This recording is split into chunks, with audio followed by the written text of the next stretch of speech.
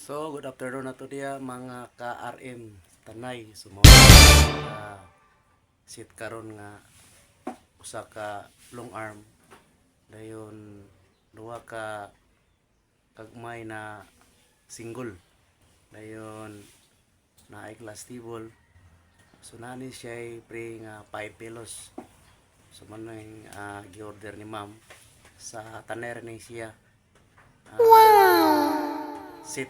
So ato ni dito sa partner po gilawod. So mauni siya ang salasit na atong gi-deliver dari sa Tanay ato rang silingan.